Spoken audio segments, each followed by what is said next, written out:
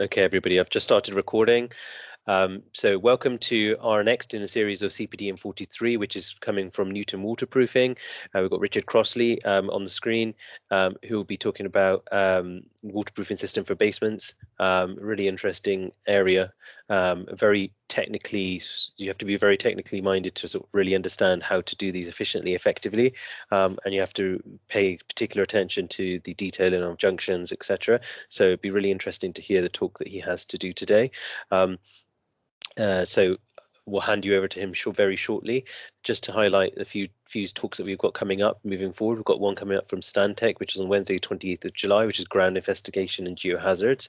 Then we've got a few others coming up thereafter. We've got 11th of August, which is in discussion with Giles Boone. It's the world's first passive house leisure centre, so I definitely recommend that you guys attend that. Very interesting. It'd be really interesting to hear how they even achieved passive house accreditation for such a space. And then we've got a CPD in 43 from Cantifix, which is Solstice Glass. That will be on the 1st of September. It's really interesting. That's been developed with Oxford University.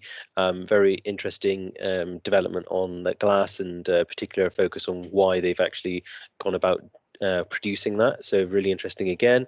And then on the 15th of September, we've got CPD in 43 with TH White / Honeywell, which is a talk which is Comply, Stay Alive, Fire Technology. So it'd be really good to see you guys all at these events. So please do sign up when they do become available on the Eventbrite page. So I will now hand it straight over to Richard. So Richard, I've stopped sharing, so if you could please share your presentation. Yeah, that should be up. Great, yes, we can. So I'm going to mute myself. I'll be here as usual in the background, so please do pop any questions, queries in the chat box. And obviously, as usual, there'll be a Q&A session towards the end of the event, which Richard will field questions for. So please do feel free to post questions in the chat section. All right, thank you. I'll hand it straight over to you, Richard. Thank you, Sam. Hello, everybody. So today we're going to discuss structural waterproofing design strategies to BS 8102/2009. That is the British standard for waterproofing. It's the code of practice for the protection of below ground structures against water from the ground. Quite a long title. We'll call it for the 8102 from now on. There's an awful lot to talk about. You'll see on the screen there some of my credentials. Half an hour really isn't enough time to cover everything. We do have lots of other CPDs and a longer Reba version of this. So I'm going to try and very succinctly explain to you the best design strategies for waterproofing your basement. So we will look at the systems, and we will look at the grades of protection mostly, and try to cover some information about warranties and how we manage the expectations of the client. Newton, a really old company. We've been around since 1848, and we developed the first waterproofing system in the 1930s, and it has evolved since then. Nowadays, we don't just stick with one product as we did back in the old days. We've got not just this high density polyethylene membrane, which we designed in the 30s. We have hundreds and hundreds of products. And the important element here is that this is the last time we're going to talk about products. It's not about fitting a product into a basement. It's about finding out what the structure is and what the structure is going to be used for. Okay? And then any other things we might need to know. Where is the structure? And are there any nasties in the ground? But dominantly, is it new build, existing? Is it concrete? Is it masonry? What is that structure? What do we want to use it for? Okay. Then we find our way back using the appropriate regulations and information in the industry. So there's the BS 8102/2009. British standards can be quite wishy-washy. You can read in between the lines of a lot of them. So today is my interpretation of that British standard. I think the most important interpretation of the British standard is that of the insurers. So you can see up here a couple of examples of NHBC and MD Insurance, NHBC and Premier. They've got some very good technical standards, not just for basements, but substructure and superstructure. So really good standards, which is their interpretation of the relevant standards. So really important. We say, what's the structure? What do we want to use it for? Do you have an insurer? Let's see what their requirements are for the build. Most of them say that the design team should incorporate a waterproofing design specialist. Some of the insurers go a step further and say that the waterproofing design specialist should be a certificated surveyor instructor waterproofing, and they should hold the appropriate levels of professional indemnity insurance. So that when we sit on the design team with the engineers, with the mechanical and electrical consultants, with maybe the gas consultants, with the architect, with the engineers, maybe the client's representative themselves, so that we can manage all expectations and talk about the right solutions. Of course, we want to know where the ground is. Are we at the top of the hill, hilltop cottage, or bottom of that hill in mill cottage, or maybe mill garage, which gives us an indication that it was a former garage site. There's some nasties in the ground. It's a radon, it's a methane, CO2. Where are the water levels or water tables, and what's in the ground? But regardless, actually, of the water levels, we always design for a full head of water, because at any time in the future, water could come to bear against that basement. Massive raining events, as we saw in London a couple of days ago, huge, feet and feet of water gushing down the street and into people's basements. Defactorization, deforestation. Actually, one of the biggest causes of basement failure is burst water mains in towns and cities. So, even in permeable subsoil, even on the side of a hill, semi-retaining, at some stage, water will come to bear against that structure, and we design accordingly. And the British Standard gives us 3 systems to do this: A, B, and C. I will go into them in a little bit more detail, but as I said, we've only got 30 minutes really, and there's a lot to talk about. So we do have specific A, B, and C hour-long presentations we can do as well. Type A then, traditionally it's tanking. We are forming a tank, and if we're forming a tank, that tank must keep water out. So it has to be perfect, fully formed and homogeneous. And the evolution has changed a lot over the years. There was lots and lots of failure with bituminous membranes and membranes which weren't fully bonded to the structure. So now, as designers, we are designing for defects. Section 4.3.2 of the BS 8102 says that we need to design for defects in application, and defects which occur in the specific material properties and the way that that material interacts with the structure. So one important feature is whether it's fully bonded or not. There is a test we can have to see whether it's fully bonded, concrete adhesion or peel adhesion test. But also what we can do, we can make a hole in the membrane in a lab, and we can force water into that hole, and we can check on the lateral migration of water from a defect. Because what we don't want to happen is, with the old systems, water would find its way in at a faulty lab, and it would track at will between the structure and the membrane. So we're designing product, and we're designing systems to overcome defects. We've got to try and make sure that these systems are 100% defect free. And you think about 3-dimensional detailing as well. When you look at the image on the screen, we've got the toe. We're going to post apply, so we're going to use probably a liquid product there, because with a liquid product, we're designing out laps. Laps are a big failure. With a liquid product, it's homogeneous. We can paint it on in 2 or 3 coats. And when we get to that external corner, over the toe, at an actual corner of the building, at maybe a change of level, instead of cutting and splicing sheets of material and sticking it, we can just get a nice homogeneous flow of liquid membrane. So it's about thinking ahead of defects and discontinuities, so that we can actually create a type A barrier, a full-on homogeneous tank.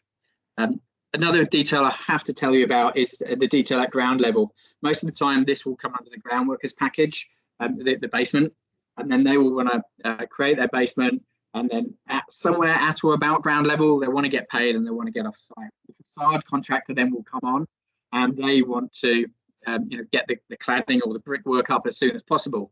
Have they even priced for bits of material, bits of DPC in there? And is there a clerk of works on site to make sure that the specification is followed? Have we thought about continuity? We've got a point load there. Does the materials which have been chosen, will that resist compressive load? Actually, on this drawing, we've got no insulation in there, or no wall ties below ground. So we've got to think about the sequencing. How much of the internal leaf will they build? Can we get something painted on which seals itself up to the steel of the wall ties before we then build up the external leaf? So continuity as a system, as a tank, is important, but also continuity up to the DPC level is very important. So there's a quick example of a pre-applied membrane. Concrete will get cast directly against this. It will be fully bonded. However, look at all the discontinuities we've got there. Pile heads, as part of the design team, we would talk to the engineer, and the engineer would say, I'm not having any squishy material between the concrete slab and that compression pile. So we would have to come up with a different material for table 3, section 8, which can transit that, which the engineer is happy with the compression loads. We've got service penetrations. In the top right of the corner, we've got the thrust prop holding up wailing beams, holding up the secant piled wall to stop London from sliding into a hole. They all offer discontinuity issues, which we might not see on a 2-dimensional drawing at design stage. So we have to think ahead. We use our crystal ball to think about how the material works with the structure and what kind of defects we might see. So that's type A externally. It's got to be perfect. It's got to form a tank and hold back that water pressure. We can use type A internally. When we use type A internally, we are resisting a negative or counter thrust pressure. And we used to do it with sheet membranes, but we'd have to load them sheet membranes using further internal construction, blockwork walls, so we could hold that membrane to hold the water pressure back. And they failed. Lots and lots of failure with these, and we have to think about repairability when we're looking at type A. How do we go back and repair that kind of a system? It's probably going to get written out of the next British standard. It's called sandwich waterproofing. And now for internal tanking, we are looking at liquid applied and cementitious applied coats, which resist the counter thrust pressure in their own right, hold back that water pressure, and are fully bonded. However, this is where the design team comes in again. This crumbly old vault you see on the screen here, it's been leaking for 100 years. There's half bricks missing, mortar joints crumbled out. And every year it depressurizes itself and it fills with a meter of water. And we go in and we say, well, we've got this wonderful rigid cementitious system, 3 mil to 15 mil thick, and it will hold back up to 100 meters of negative water pressure as tested in our labs. How does that affect the status quo of that structure? We need to talk to the engineer. What kind of concrete have we got in there? Concrete's very strong in compression load, but very weak in tension load. So if we stop building that water pressure now, instead of depressurizing, it's always flooded, it's holding that water back, is that going to put stresses on that structure? So it goes back to that very first question I asked, what's the structure and what do we want to use it for? Well, maybe we're going to, the engineer says it's okay, we can use this system, but then maybe all the way along that wall, we're going to fix bike racks. Well, we're going to fix through the tanking. We're going to make a hole in our tank. So it's really important that as a design team, we think about these, and maybe we can use some sort of resin anchor system, or maybe, it's a good idea to build another block wall so we can fix all the bike racks to it. But then, perhaps the architect will say, no, that's not what I've got in mind.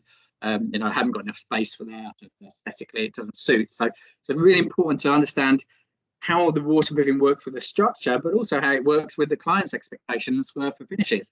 So lots to talk about in a design team meeting. So as early as we can get in there as specialist waterproofers, the better solutions we can come up with.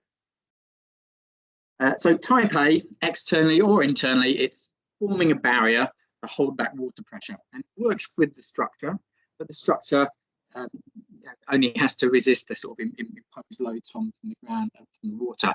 But type B, it's the structure itself which is forming the tank, integrally protection, an integral barrier. It can be welded steel, or it can be secant piles, although they create their own issues with jointing, with other elements of the build, such as the slab. Mostly we're talking reinforced concrete, which is a massive subject in itself, and I could put hours on it.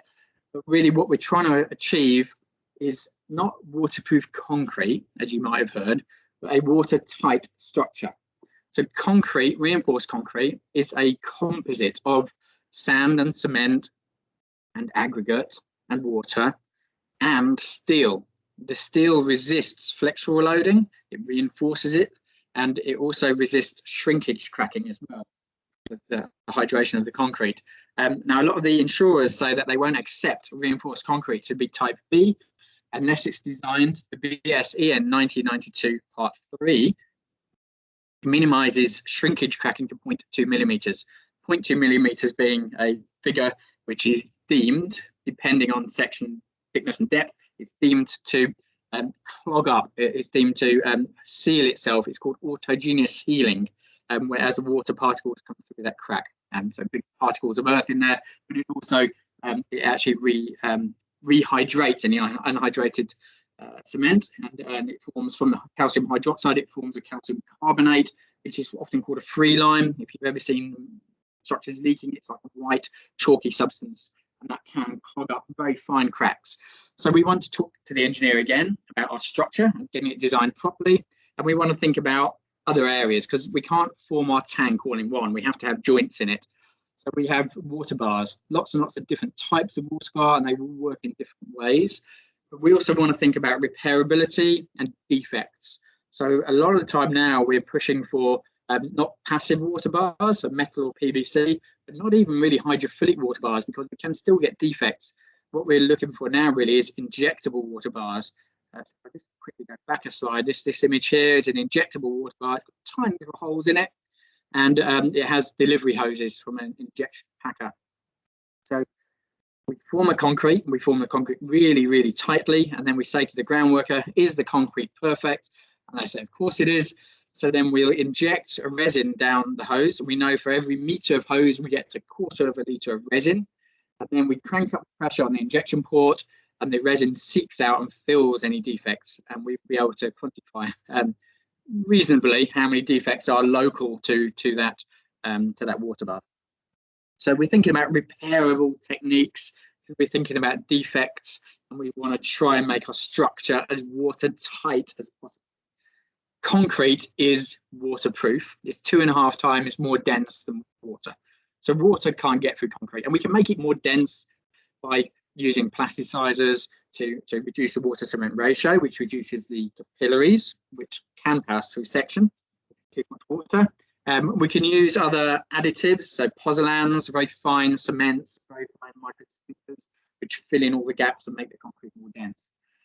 But it will leak where the concrete isn't. So poor compaction, cracks, dreadful compaction, as we can see here, and areas of defect. So that's really what we want to look out for. We want to think about the penetrations as well and get the penetration sealed to the best way possible.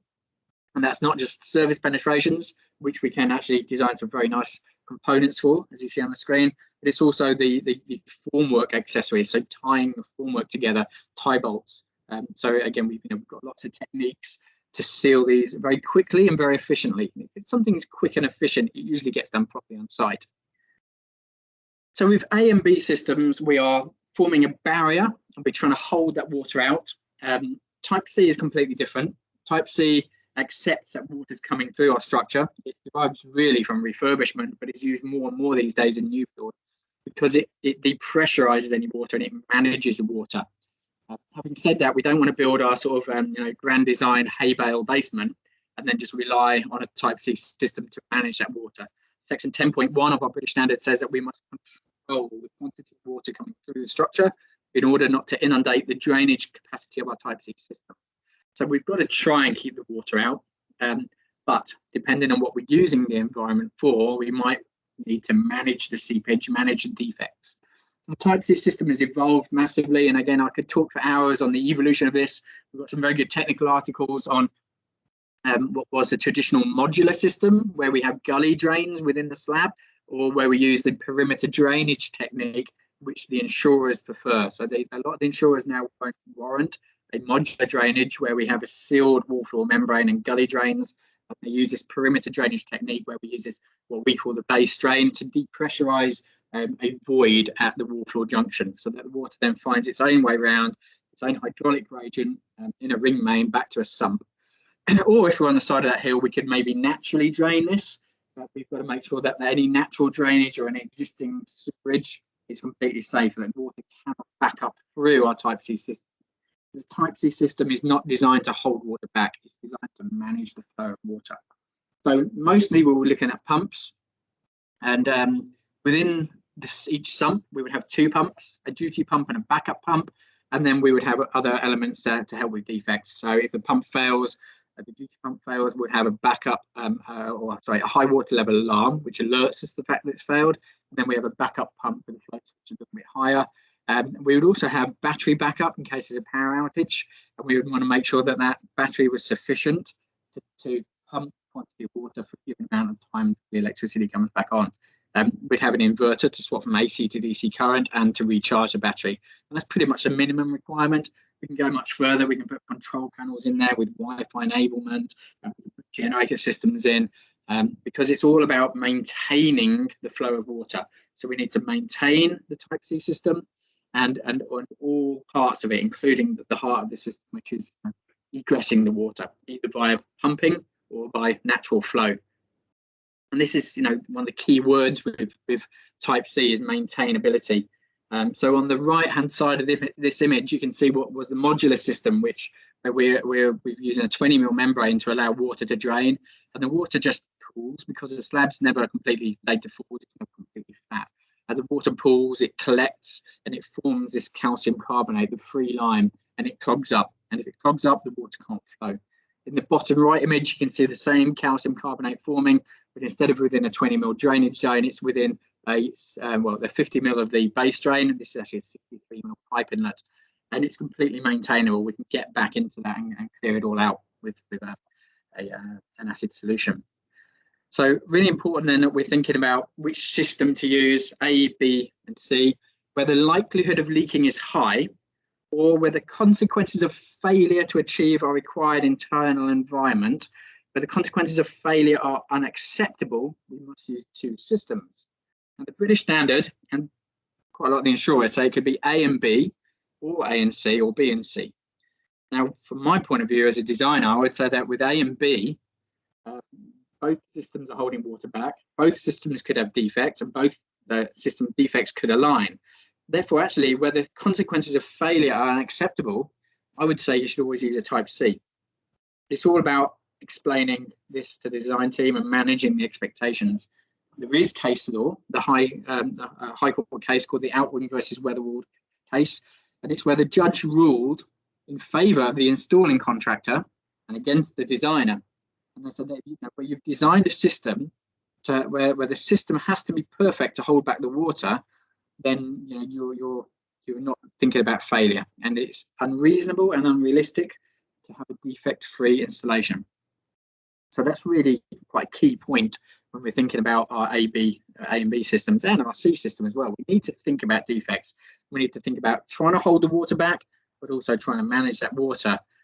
But it all depends on what we're using the basement for. So this is table 2 from the BS 8102, and it talks about the grades of protection. It uses in the middle an example of use of structure, but I like to forget about that. I'd like to go straight to the performance level. Some seepage and damp areas are tolerable. So seepage is defined as the passage of water through discrete pathways through the structure. Seepage, it's a passage of water. We could have pooling with seepage. Damp areas are defined as when you put your hand on the wall or fingers come away wet. So, it's wet and damp, really. Car park. What kind of a car park is it?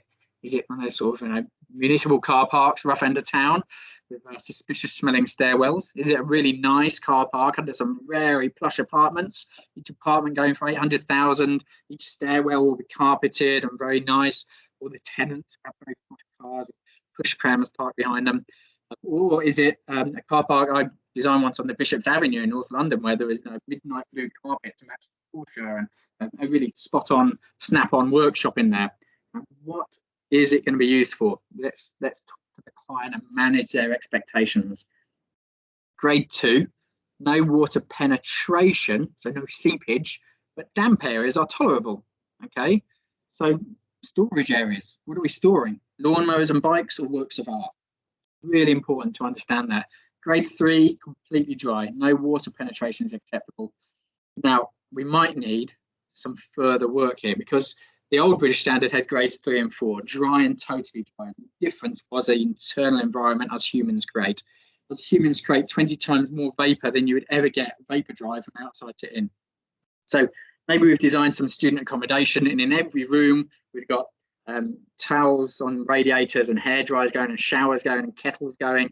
We've got A, B, and C systems in there. We know there's no water coming in, and we know the Type C is managing that water, but we've still got damp. and it's really to do with our internal environment. So as part of the design team, we need to explain this, and we get the M&E consultants involved. We look at dehumidification and ventilation to get rid of our hot, humid air. The warmer an environment is, the more moisture it absorbs, the relative humidity. As that rises, so too does the temperature at which condensation forms. So it's really important to get our internal environment just right as well. So we try and manage this expectation, manage the risk. It's always a cost versus risk decision. Of course, using all three systems, as you see on the screen here, is the safest thing to do, but it's a more expensive thing to do. And if you're just going to store your lawnmowers and bikes, you won't want to pay that much. But if it's a £120 million house in Kensington with cinemas and bedrooms, then it might well be worth it. Maybe we're going to build our block work to save some money, and we're going to use a Type A membrane. Well, the Type A membrane is very good, and the BBA cert for it says it'll achieve a grade 3 environment. But let's be honest, we've got discontinuities, we've got porous construction. It's probably not going to give us a grade 3 environment. We could put Type C on the inside of that grade, inside of the same structure, but is it going to be inundated by the quantity of water that could come through the porous structure? So it could still fail. So we've created this Newton waterproofing index, and we've had it rubber stamped by an A-rated audited insurer, and they kind of agreed with us, really. So we've got hundreds of these spec sheets which we can roll out and try and help the design team to explain to the client which solutions we're going to come up with, so we can try and manage that cost versus risk decision, so we can get the right warranties out there. Every product we sell has a product warranty. It's statutory. But the insurance, or also the warranties you're interested in, really are insurance warranties. So either an insurance-backed installation guarantee by a contractor, and we have a network of specialist basement contractors, or we can even go a step further, and if we can involve our insurer at design stage, if it's our design and if it's installed by one of our installers, we can have latent defects guarantees, usually about 2.5% of the cost of the waterproofing, but it's a 12-year latent defects guarantee which goes straight to the client. Okay, so really important to sort of discuss this at design stage. What are we building, and how are we going to provide that solution? Best to use concrete, and where the consequences of failure are unacceptable, we go with the Type C. If it's that crumbly old vault, let's talk to the engineer. Let's try and make it good. Let's try and keep the water out using a Type A.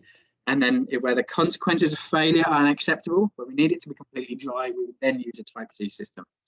If it's new build and we're going with a porous concrete formwork, then again, we would try and keep the water out using an external or internal Type A, and of course the fail-safe Type C. Using all three is, of course, the best thing to do, but actually I've done projects where we've used 5 waterproofing systems, the 5th one being a Type C, and there's still been water in sump where defects have aligned. So it's really important to try and manage, excuse me, the expectations. There's some areas where we can't use Type C, so soffits and lift pits, and we can use the A and the B systems, double up on them. Best to give us a shout, get our project team involved in that.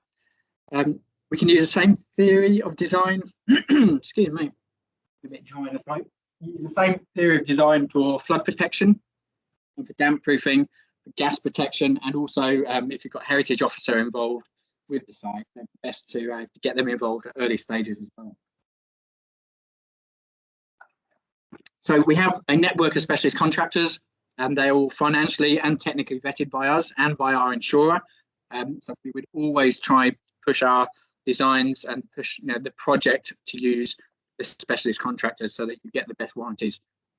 If you use our specialist contractors, then you can also make use of our sustainability schemes. Now, these really only work if you use our specialists, because we're making regular deliveries to our specialists as part of our business model. And instead of our van driving back empty, our van now drives back with all the waste material from the site. So where you use our high density polyethylene membranes, when they're on site, they don't put them in the site skip, they put them in a Newton branded bag. That bag goes back to their head office at the end of their night shift, their business model. And then when we make our next delivery, we backload it back to our office and we chip it, and it goes back into the construction industry as plastic for pipe work. So it's completely closed loop. And you can see some of the figures there of the the tons of carbon dioxide and kilowatts of energy we've saved through the scheme so far since 2015. I think we started it. We don't make a lot of money out of it. We have to pay a lot of money for the machinery, but any money we make from the tonnage from filling the materials, we give that to charity. And at the moment, it's Surfers Against Sewage. So we're really, really proud of this. We've won lots of awards for it. We're the only people in waterproofing doing this. Waterproofing isn't really a very green kind of part of building, and a lot of the materials are plastics. Unfortunately, we're all looking to get away from that, but we are responsibly sourcing them as well. And we've been awarded BS 6001. We're trying we can, and we're hoping there's lots and lots of appetite for that, because the more appetite there is, the better we do. And then our competitors will see that actually it's worth doing as well. So everyone will start making the world a bit of a better place. So to conclude my very quick, very rushed death by PowerPoint, we want to get involved as early as possible in the design so we can come up with the best solutions. We've got some really good tools to help you do that, to help the design team as a whole, to manage the expectations of the client, to give the right result or the right solution. So I imagine there's probably lots of questions, which I think Usman will facilitate. Is that right, Usman? Yes, that is Richard. Okay, so I'll get a pat back for that. Thanks for the talk. Oh, we're getting a lot of feedback. Yeah, thank you for that. It's quite interesting to sort of see the various combinations that you've highlighted as well. Sort of obviously the A, B, and C, and then obviously dependent on the use, you've got quite a few different combinations that can be used to achieve the waterproofing. Is quite often I end up in conversations about that as well when we're looking at anything that we're doing with underground proposals. It's just really trying to sort of get to grips with that. So we've had some interesting questions come through. So if I start off with the first one.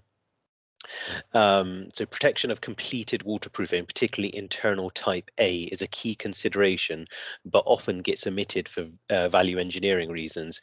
Would you always recommend that protection board and or a more robust membrane is used? So thank you, Lee, for that. So Richard, if you can answer that, that'd be great.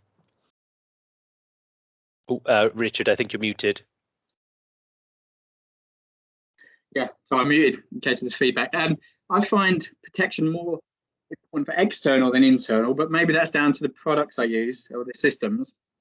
So for external, if it's a pre-applied membrane, you're loose laying that onto maybe void former boards, and then we don't want protection on top of that because we want the concrete to bond directly to it so that it is literally stuck tight to the underside of the slab.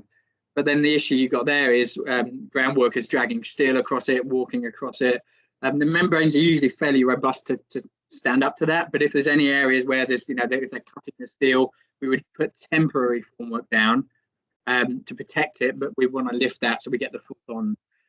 Vertically, externally, again, we want to be bonded tight to the concrete, and we do see protection board placed over that before backfill.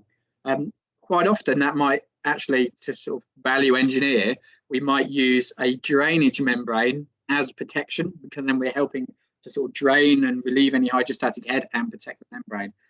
Internally, we used to have to use protection board because we're using sheet membranes, but nowadays we're using cementitious liquid systems, epoxies and acrylic resins. Are pretty hard wearing, so we don't see protection internally as much, but protection from future occurrences such as the client fixing a TV through the wall, that is important. Yeah. Okay, great. Thank you for that. So we've got another one, which is equally, steel reinforcement fixers like to punch holes in membranes installed below floor slabs. What steps should be taken to help protect against this? So we have a network of approved contractors. Yeah, it's quite difficult for them on a lot of the big projects to get involved with the type A's. It does go into a groundworks package most of the time. If it goes into the groundworks package, and that's great because we've got a site team who go down and we talk to the groundworker and we explain the sort of theory of design and how the membranes work. And the idea is then that they sort of take on the responsibility for that. And they, the guys on site do a fantastic job. We train them, we card them. When the insurers go down there, they say, "Do you know what you're doing?" "Yeah, you can give us a card." And then we try and talk to the steel workers, and depending on the contract, they might be subcontracted, but we try and explain to the steel workers, the kind of reinforcement spaces we need. So like the Mars bars, concrete continuity spaces, and it's all about communication, toolbox on site, and just trying to work with the steel workers, because if they and I've seen this happen on site where the clerk of works and insurance companies come down and said, right, all the steel's in place, there's a hole in there, steel's got to come out, or someone's going to get down there to fix it. So just trying to sort of put all your cards on the table right at the beginning and explain how things work, I think is really important. If you go in there saying, trying to flog something, this stuff's impenetrable, it's brilliant, then that's not going to happen. So I think managing expectations, but also thinking about that as part of the design. If you've got a 1.5 meter slab on void former board, we can have some problem with that. So back at design stage, when we got a 2-dimensional drawing on our red dotted line, we want to try and think, this is going to be a nightmare on site. We've got compression piles, we've got void form, we've got holes everywhere. It's a really busy, massive site. We've got massive gauge steel for 1.5 thick slab.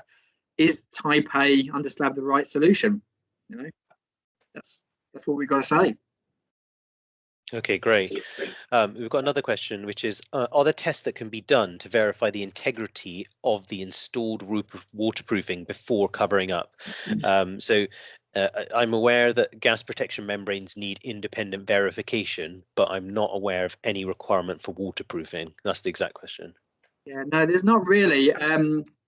We kind of do things differently. In the gas industry, they depressurize, because it's mostly set at ground level. They depressurize the gas with venting, and then they use a barrier.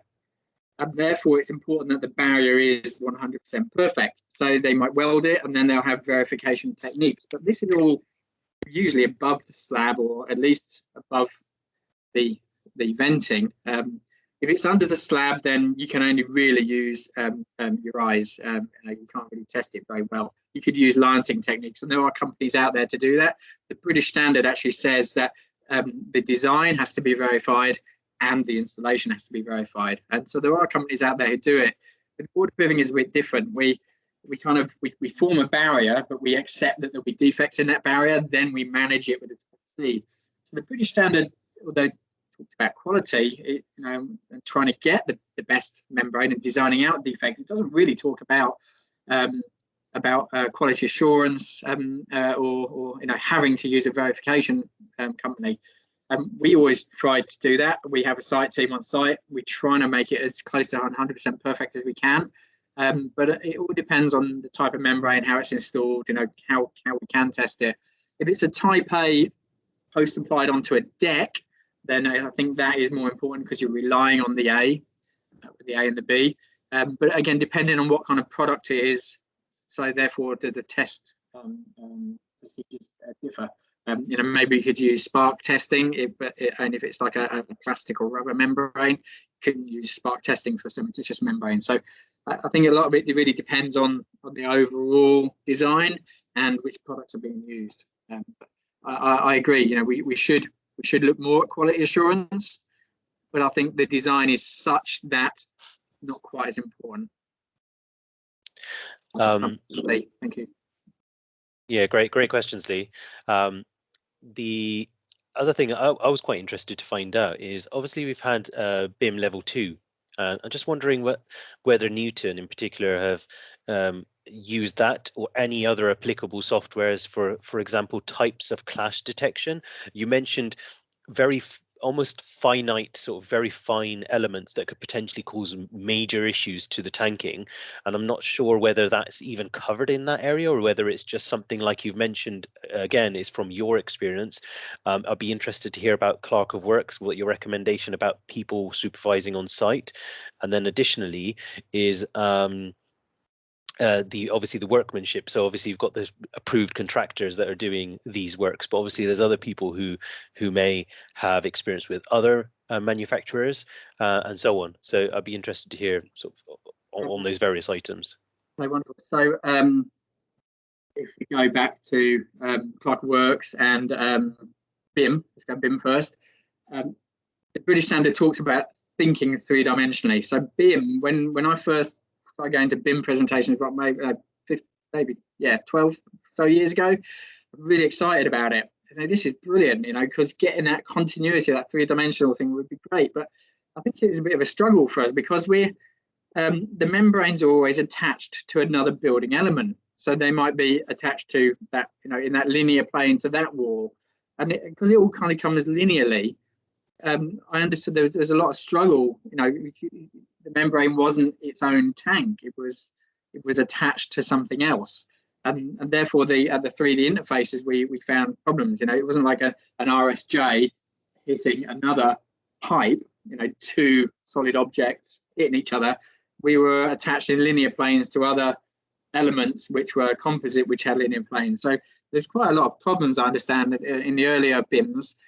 We've got it all drawn up. We do work with BIM, and I think the most important element of that really is getting all the NBS, the specification types tagged membranes. I don't think it's really helped as much with the three-dimensional continuity.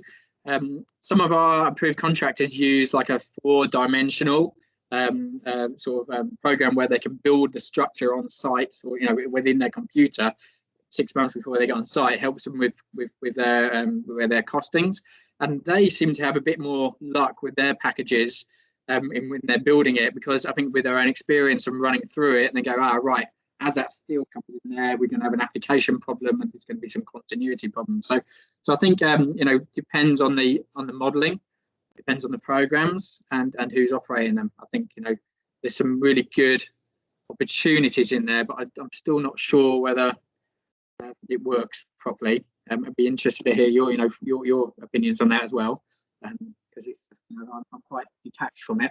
And then with Clerk of Works, I've worked with actual clerk of works and councils, and some of them are really good. Some of them just create more work. Some of the insurance companies, they send down clerk of works, and a lot of them, they just sort of rely on our quality assurance.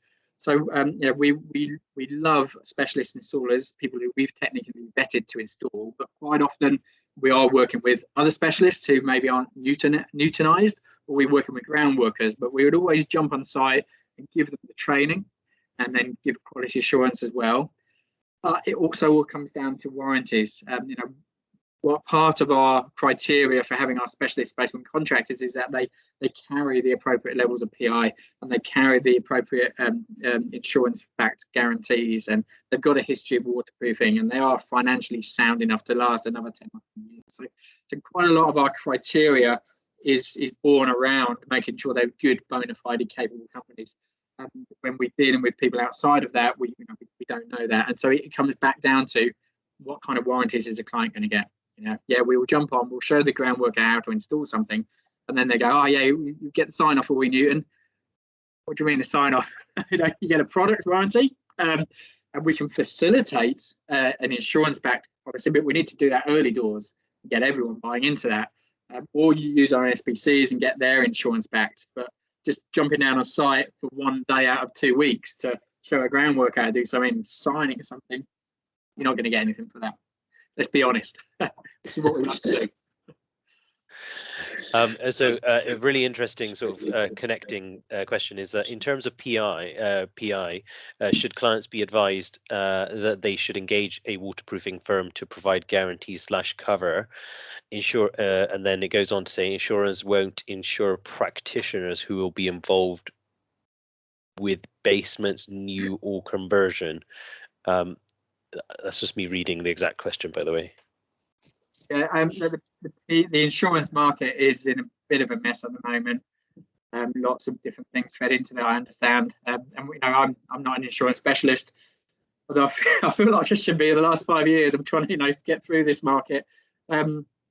So professional indemnity insurance is very important these days. And I know a lot of architects and specifiers are coming to us and saying, will you cover that PI?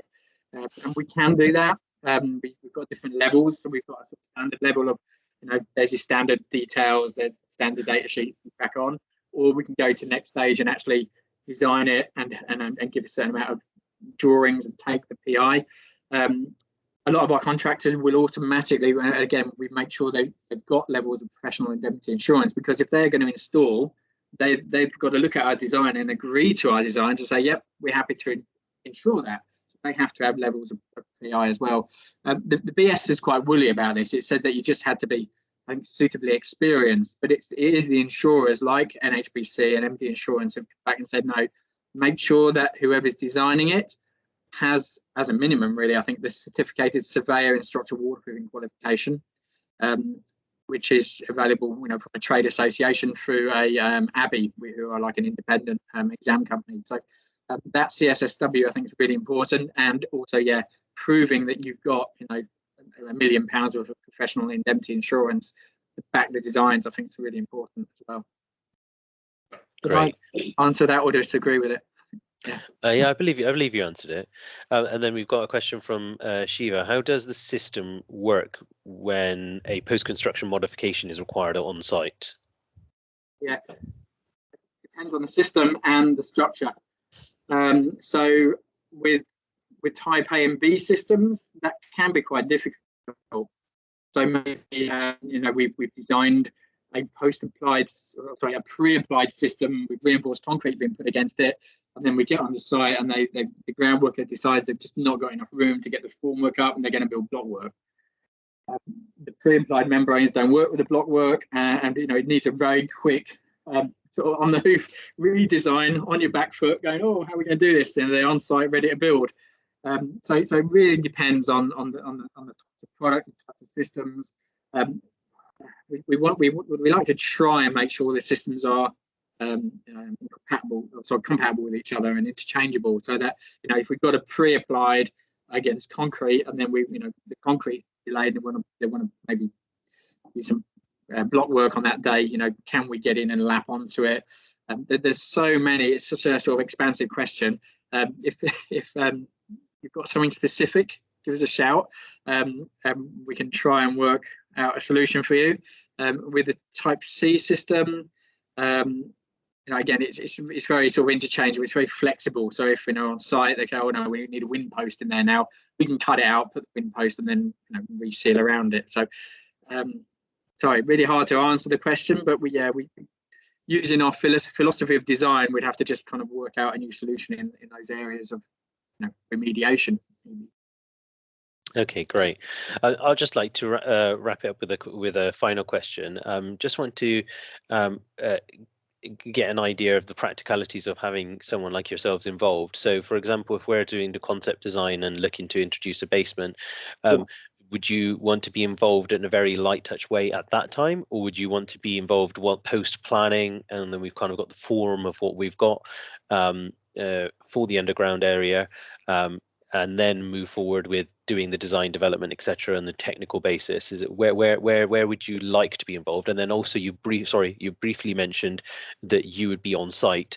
I presume that maybe for slightly larger schemes rather than maybe, I don't know, a bespoke house that has a sort of Ferrari in the basement, for example. Yeah. So we've got, I think, some on our website. So maybe at planning stage, if you give us a shout, say we're planning something along these lines, we can say, oh, wonderful, thanks for getting in touch. Here's some outline information. Here's, or maybe just do a CPD, so that you get an idea that actually going down the route of a compressed temp or hay bale basement isn't the right thing to do.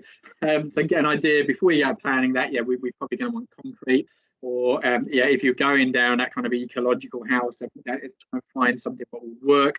And then, once you've gone through planning, that's definitely when we want to get involved and, try and help with the client's representative or the client as well.